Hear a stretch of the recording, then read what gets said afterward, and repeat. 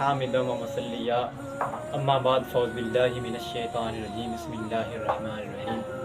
اذا مات الانسان انقطع عنہ عملہ الا من ثلاثۃ صدقۃ جاریۃ او علم ينتفع به او ولد صالح يدعو له۔ حضور علیہ الصلوۃ والسلام نے ارشاد فرمایا کہ اذا مات الانسان، کہ جب انسان اس دنیا سے فوت ہو جاتا ہے، انسان اس دنیا سے چلا جاتا ہے تو اس کے اعمال کا سلسلہ جو ہے وہ منقطع ہو جاتا ہے۔ لیکن تین چیزیں ایسی ہیں جو انسان کو اس دنیا سے جانے کے بعد بھی فائدہ دیتی ہیں۔ صحابہ کرام عرض کرتے ہیں یا رسول اللہ وہ تین چیزیں کون سی ہیں؟ تو حضور علیہ الصلوۃ والسلام ارشاد فرماتے ہیں کہ صدقۃ جاریۃ،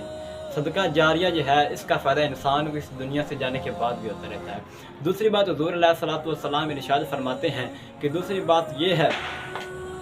کہ او علم ينتفع به، یعنی وہ علم جس کے ساتھ فائدہ حاصل کیا جاتا ہے، یعنی کسی نے کسی کو علم سکھایا، اس نے آگے سکھایا اور وہ آگے سکھائے گا، تو اسی طرح یہ بھی ایک صدقہ جاریہ کی طرح ہے جس کا انسان کو فوت ہونے کے بعد بھی فائدہ حاصل ہوتا رہے گا۔ اور تیسری بات حضور علیہ الصلوۃ والسلام ارشاد فرماتے ہیں او ولد صالح يدعو له، کہ کسی نے اپنی اولاد کو حافظ قرآن بنا دیا، عالم دین بنا دیا، نیک اولاد ہوگی جس کی، تو جب وہ آدمی اس دنیا سے چلا بھی جائے گا تو اس کی اولاد اس کے لیے توبہ استغفار کرے گی، اس کے لیے اصالہ ثواب کرے گی، تو اس کا بھی ثواب اس کو پہنچتا رہے گا۔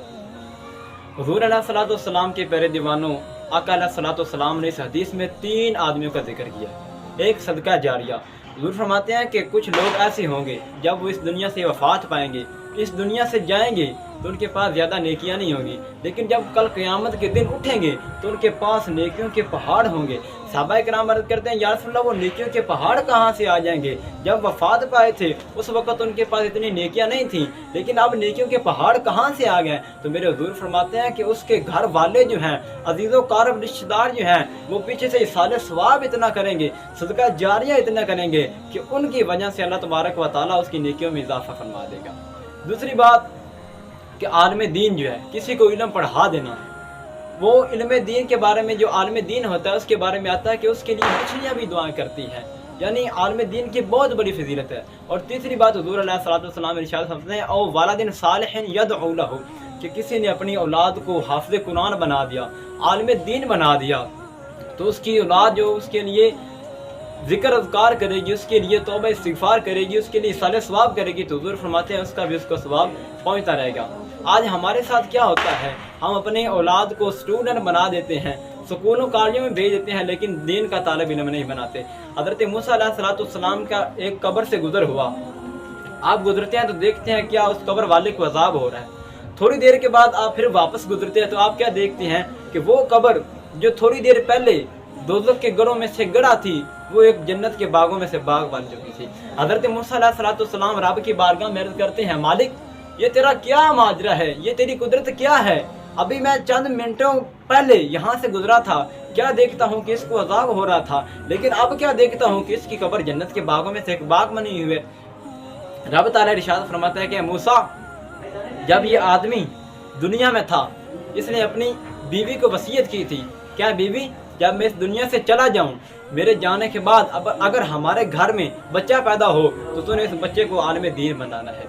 اس کی بیوی نے اس کی وصیت پر عمل کرتے ہوئے اپنے بچے کو درس میں بھیجا ہے، کسی کے پاس پڑھنے بھیجا ہے، تو اس کے بچے نے جب بسم اللہ الرحمن الرحیم پڑھا ہے تو مجھے یہ گوارا نہیں ہوا کہ میں رب ہو کر اس کے باپ کو عذاب دوں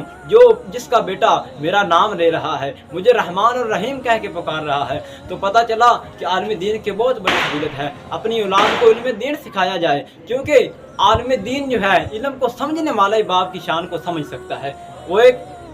علامہ صاحب بیان فرما رہے تھے، وہ فرما رہے تھے کہ میں نے لاہور میں ایک جنازہ پڑھایا، جنازے کے وقت کیا دیکھتا ہوں کہ ایک نوجوان آدمی زور زور سے چلا رہا ہے، رو رہا ہے۔ وہ علامہ صاحب قریب ہو کر پوچھتے ہیں کہ اے لوگو یہ رونے والا کون آدمی ہے؟ تو وہ آگے سے جواب دیتے ہیں کہ مولوی صاحب یہ مرنے والے کا بیٹا ہے۔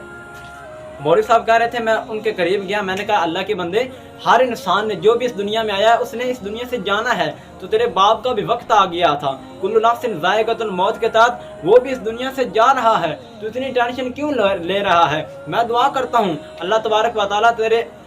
باپ کی मग़फ़िरत फरमाए और तुझे सब्र जमील अता फरमाए। तो इतना ज़्यादा क्यों रो रहा है? वो कहता है मौलवी साहब मुझे इस बात की टेंशन नहीं है कि मेरा वालिद इस दुनिया से चला गया है, मुझे इस बात की टेंशन है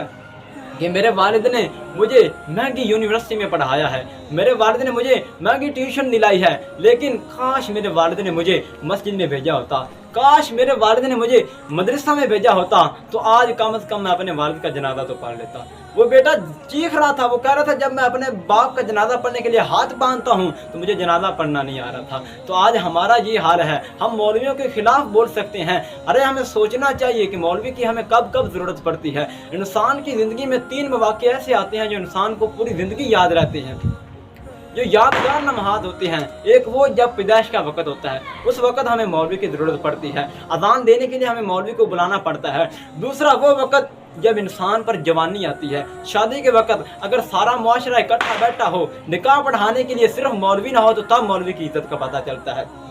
और तीसरी बात, मौलवी की ज़रूरत उस वक़्त पड़ती है जब हम दुनिया से जा रहे होते हैं। दुनिया से जाते हैं तो फिर भी मौलवी हमें नहलाने के लिए आता है, हमारा जनाजा पढ़ाने के लिए आता है, इतना कुछ करता है हमारा मौलवी, हमारे लिए इतना कुछ करता है, लेकिन हम फिर भी उसको अखीर समझते हैं।